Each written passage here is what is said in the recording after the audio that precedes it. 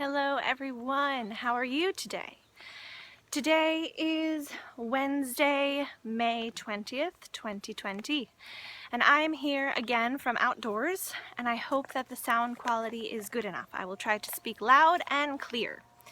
So before we begin with our sentences from the previous video, I just wanted to bring up the fact that all of you speak very good English. These things that I bring to you, which is small details about vocabulary and grammar, are important, but the most important thing is to be able to have a conversation and speak with people. And I don't want you to worry too much. I want you to continue practicing, speaking, listening, reading, writing, everything. And these details are just so that you can have the most perfect English possible. Okay? So, the first sentence. Let's going to watch a film together. This is incorrect because let's going, no. We would say let's go, right? With just the infinitive without the to. Let's go, let's do something. Let us, or let's, is the first person plural imperative. So that means that this is when you want to make a suggestion that includes yourself. Like if you say, it's almost 2:30, let's stop now and have some lunch. Or, okay, I think we're all ready, let's go. Or, let's watch a film together, which would be the correct sentence. Okay, you can also say, let me, and you can say something like, let me open the door for you. Okay, or in the negative, let's not argue about this, it's really not a big deal, right? Okay, you can also say let us, or maybe you would hear let us in like a religious service or a political speech or something very formal. Maybe someone might say, let us appreciate all of the good in our lives. Okay, so that's more formal. Normally we would just say let's. Okay, and then going to, let's going to know, going to is used to talk about a future plan. So I am going to explain the difference between will and going to in a future video, so stay tuned. All right, let's talk about the next sentence. The car is not big enough for all of us. The problem here is the word order, so let's have a look at how we use the word enough in a sentence. Enough means as much as necessary, as much as needed.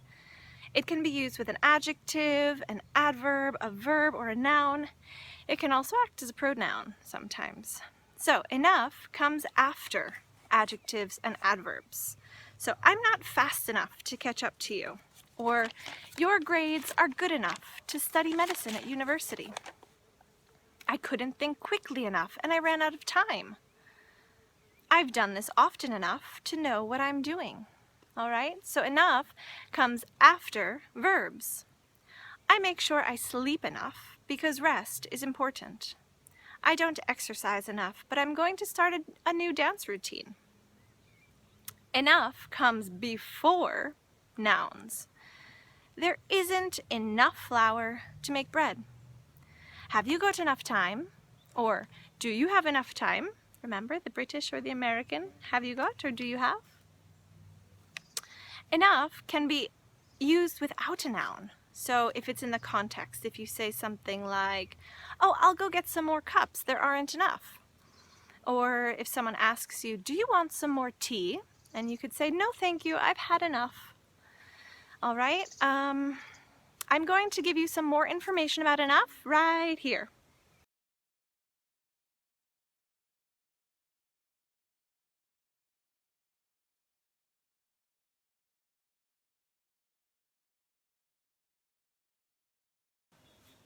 Okay, so we can also use enough of, but enough of is when it is followed by a determiner or a pronoun, like an, this, that, you, your, or them, all right? So there isn't enough of that bread to make sandwiches for everyone, or I've seen enough of his work to recommend him.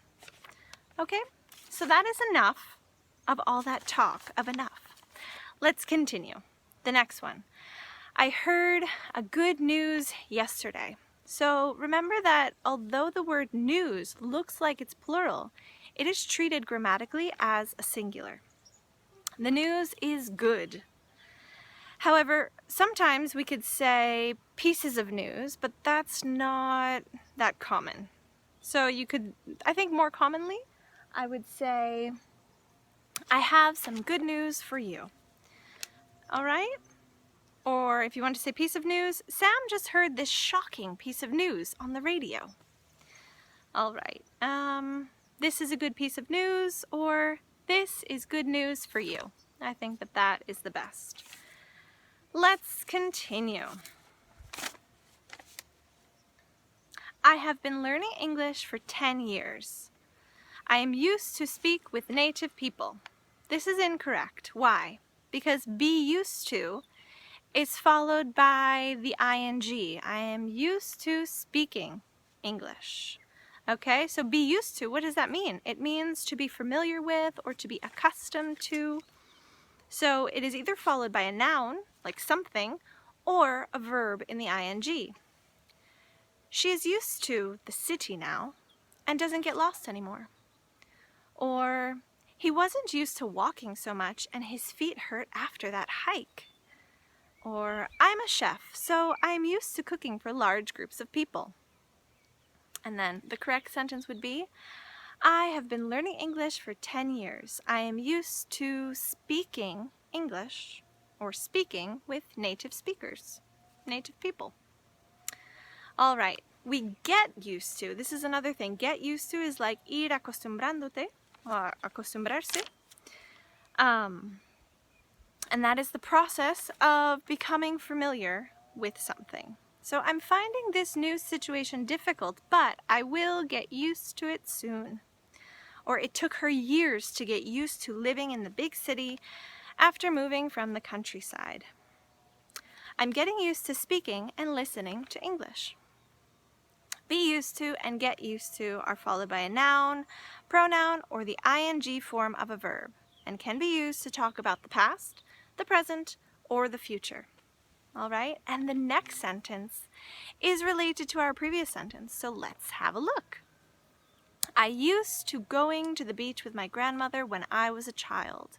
So now this is used to, which is solía, right? And we're not saying to be used to. So used to is followed by the infinitive of the verb. I used to go, all right? And this is to talk about a past situation that is no longer true. It tells us that there was a repeated action or state in the past which has now changed. All right, he used to be a football player when he was younger. I didn't used to sleep very well, but then I started doing more exercise and it really helped. Did you used to go there as a child? Or the correct sentence would be, I used to go to the beach with my grandmother when I was a child. All right, so that is it for our sentences. And I hope that you have a wonderful day, a wonderful week, and we will talk soon. I'm going to leave you with some more sentences to correct, and let's see what happens. Oh, and the bonus question. I think we forgot about that. The bonus question from last week was, what tree was I using? And some of you knew what it was. It was an olive tree. Very good. So I don't have a bonus question for next week, but I'll think of one. All right, bye-bye. My dog really enjoys coming with me to record these videos, right, Oso? Yeah, he's bilingual.